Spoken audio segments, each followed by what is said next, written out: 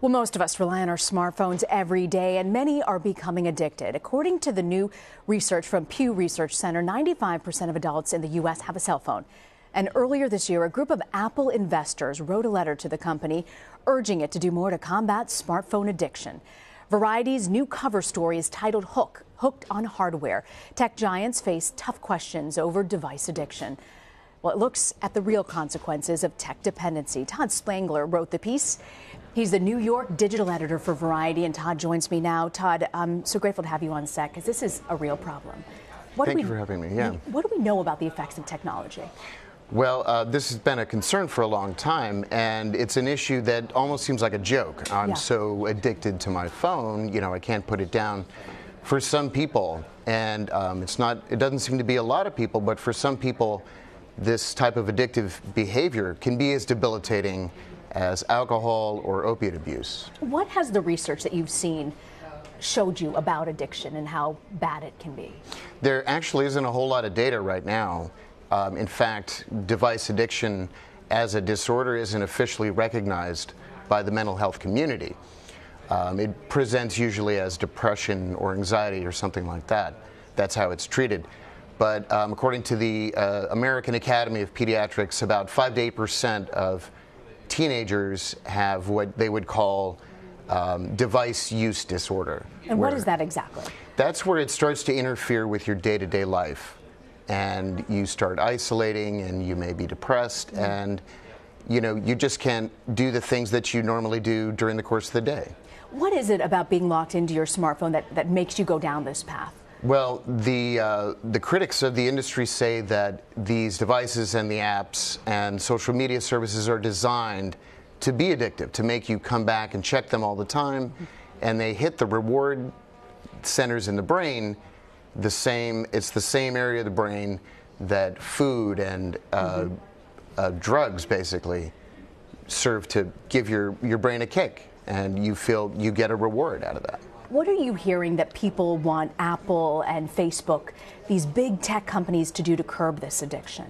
Well, the investors who wrote the letter to Apple said, we want to work with you. They said, we want to get some science behind this and see what you can do in order to put some limits on application usage. And maybe, the comparison is to seatbelts and airbags in the car. They don't want to get rid of the cars. They just want to make the devices safer to use for people who really have a problem like that. But is it really in the tech industry's interest to curb, if they depend on this, us using our iPhones and logging on Facebook, is it really in their interest to try and curb it? Well, that's what some of the advocates who are calling for the industry to make some changes and calling for public pressure on the companies to make changes like this say absolutely not. Their bottom line depends on garnering a lot of attention and repeat attention, and there's even a conference designed to teach app developers how to make apps more habit-forming. It just seems like such a slippery slope, Todd. Once you start, it's like any addiction, right? It's just hard to kind of go back. That's right, and what we found, I talked with some mental health professionals and people who run rehabs that have specialized programs for device use disorders. And they can be very, very serious consequences. There was one kid in the Boston area who was so immersed in video games and social media, he spent all night in his room. He refused to go to school, and his parents were desperate. They finally cut off the internet to the house, and he threatened to kill himself. He threatened to kill himself. Yeah. Wow. How do you know when you talk about the He actually tried to commit suicide. He tried to commit suicide. Yeah. When you look at teens, they're known for sort of being a little bit more withdrawn. How can you tell whether your child has an addiction to technology versus just being a teen who could be a little bit more isolated? Yeah, it's a very good question. I think it's the signs and symptoms you should look for in any sort of parenting situation, where if the child seems depressed, isolated, stops doing the things that they used to do, is missing school or missing activities that they previously were involved in, then I think you need to start looking at some ways to address that. Do you think we're going to look at our addictions to iPhones and Facebook and technology the way that folks look back on cigarette smoking? Well, the CEO of Salesforce made that direct comparison. Oh, really? And yeah, he suggested that the government should step in.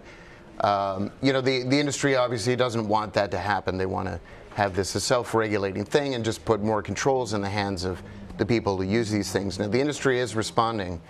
Apple, for example, in iOS 11, they added this new feature that automatically, by default, sets a do not disturb while driving feature. Yeah, so that I get that all the time, but it's so easy to click it and move on, right? It is. It is.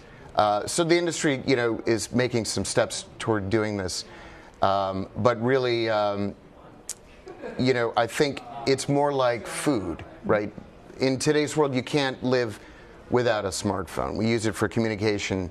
It's a daily part of our lives. So we can't just say, get rid of the phone. Yeah. That's not a really realistic option. So, the sort of the ways to treat it and address it are to moderate your use. And if you really are in need of a detox, there are programs that will help you get through that and learn how to live a life that's manageable. It's almost like good eating. Once you start doing it, it's not that hard. That's right. You crave the sugar less, but it's hard to get there. Yeah, people in the field do compare it to food addiction, for example.